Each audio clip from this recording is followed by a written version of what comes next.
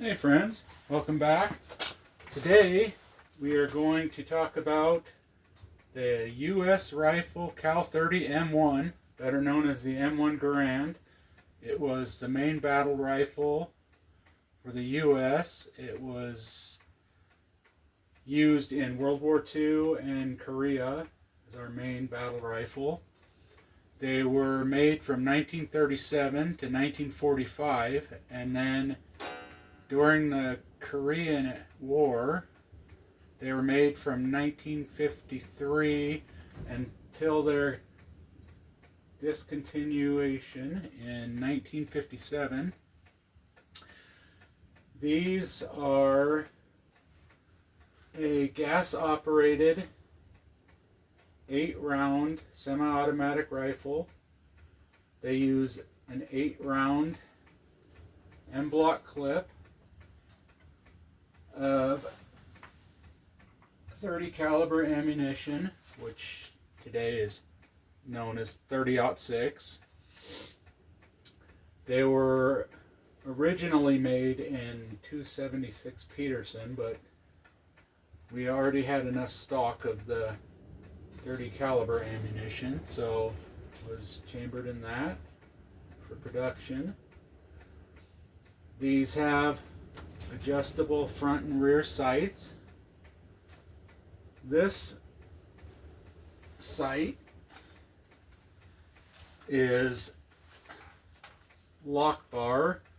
The first version was a flush nut that you had to use a tool to adjust and then lock in, and they had problems with holding zero. The screw would loosen, so they made this with this lock bar, so once you had it set you could lock it in place, and it worked pretty good.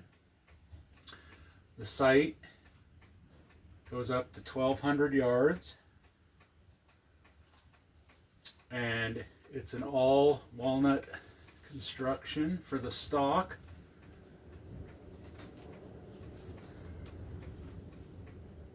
Okay, let me show you how you would load it.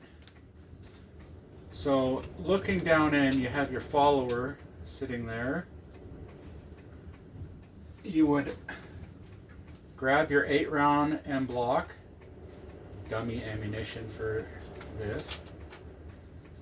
You set it in the top, fits in notches, and you push it down until you hear the click, and then you would be ready to fire. Said it's 8 rounds, semi-automatic, 1 round fired with each pull of the trigger. The bolt is a rotating bolt. It comes down and locks in place. Now you'd fire until it was empty. In this case it can't, but as soon as it was done, the empty end block would eject and you'd be ready to load in another one. So on the trigger housing, there's a little notch back here. This is a milled trigger housing, which is the early variant. Later on in the war, they made a stamped and brazed version, but this one was made, this rifle right here was made in April of 1943, so it still has fairly early parts on it. Okay, I am going to show you now how to take it down. We will, okay, this is another thing. You've heard of Garand thumb. Well, maybe you haven't, but people oftentimes get their fingers stuck in there when releasing the bolt, and it's not very pleasant. The reason that happens is because the bolt would not be fully back and resting on the back of the follower, and they'd put the clip in and it would hit forward and catch your finger. So you have to make sure it's past the follower and fully locked back. Okay, now we're going to disassemble it. I'll do it with the bolt fully forward. So you'll want to get a rod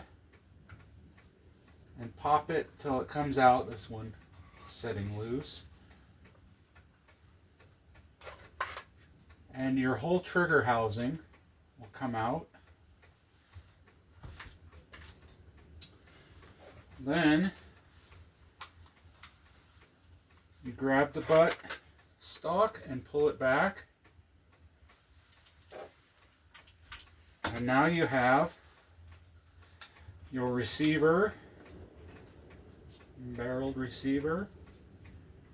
You do that for maintenance and cleaning.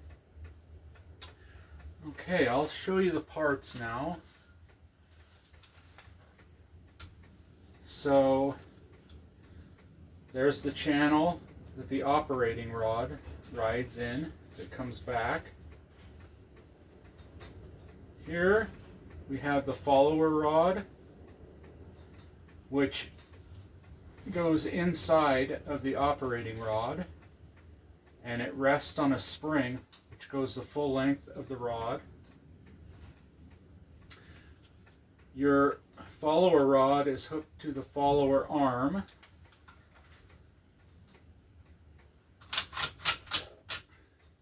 which in turn hooks into your follower, which you saw that the M-block clip rides on, and it pushes it up as it needs.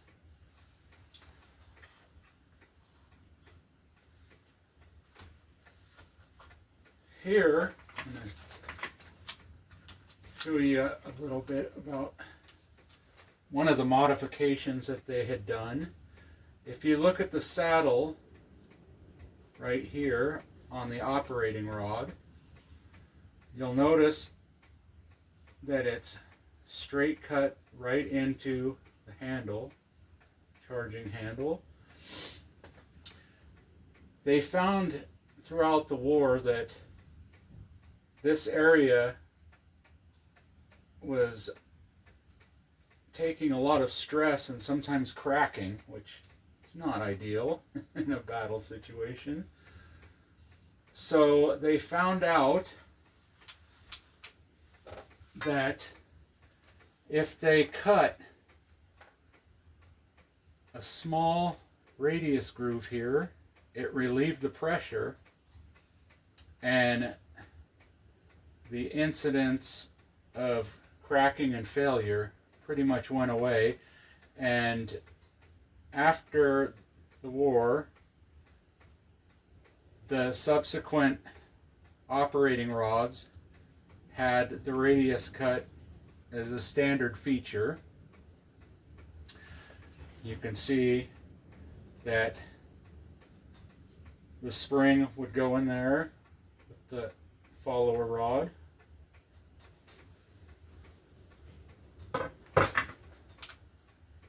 And the bolt, locked back, fits in this channel. Your firing pin end is right here. So when it's in the forward position and you engage the trigger, it releases the lock and the hammer goes forward and will hit that arm of the firing pin. Here you can see the lugs. These are what engage into the legs of the receiver to lock it in. Your trigger is right there. And there's your safety lever. So you pull it in and you're now safe.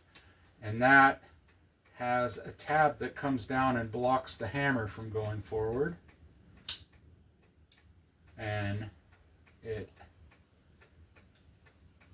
goes up and out of the way when you push safety into the off position.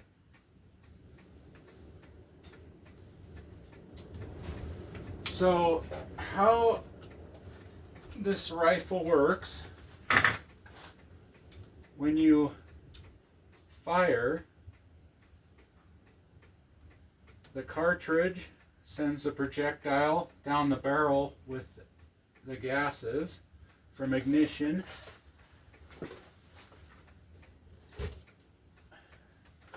And the gases will come down behind the projectile and they will come out this little hole in the bottom of the pad, the barrel pad. Those gases will travel into this port down in front of the operating rod, and that's stainless steel, which is at the end. That will push back in turn, moving the operating rod and bolt back, which will eject your spent cartridge and load another one in the forward motion with the spring return. And then you're ready to go again. The front sight is adjustable for windage, left to right. You can't adjust for elevation on the front sight. And you would adjust it with an Allen wrench. Your rear sight is adjustable for elevation and windage.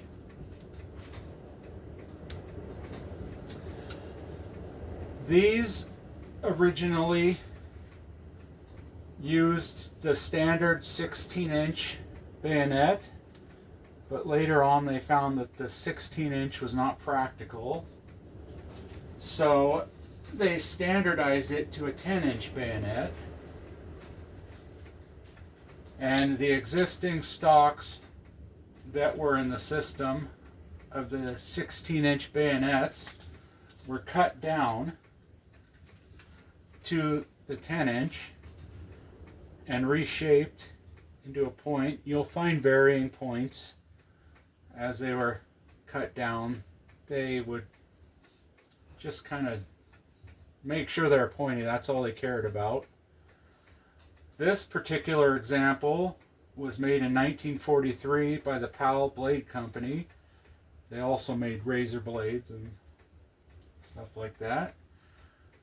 On the original 16-inch bayonets, which the 16-inch bayonets were also used for the 1903 rifle, which was our standard bolt-action rifle until it was replaced by the M1.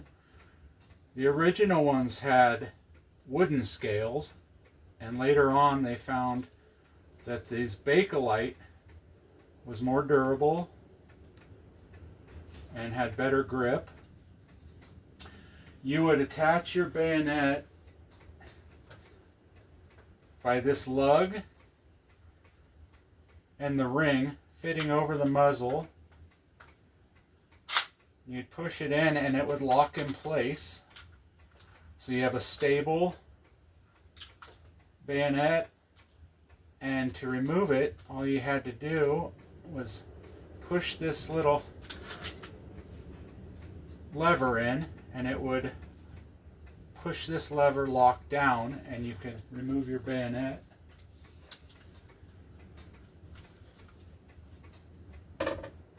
Right here, you'll see a stacking swivel. You could hook 3 rifles together and set them up, and they would rest onto that pivot point. Make like kind of a Christmas tree. Okay, to put your rifle back together, this ferrule has a tab, and also the bayonet, or excuse me, the sling attachment points are here. It's an adjustable sling. This is a late war canvas sling. Earlier they were made of leather. So, you see that? I'll put that into the slot in this ferrule, and it'll rest in there. Your legs are there. Then make sure that that's forward. Your lugs will fit into these grooves. Now you're locked in place and ready to get back into action. And there you have it. So let me know, guys, if you want to see more World War II battle rifles or any more content like that. If you think it was worth it, give me a like and subscribe. I will look forward to seeing what you think in the comments about this, if you want to see more. And I hope that you have a great day, be kind, and make the world a better place. Thanks, guys.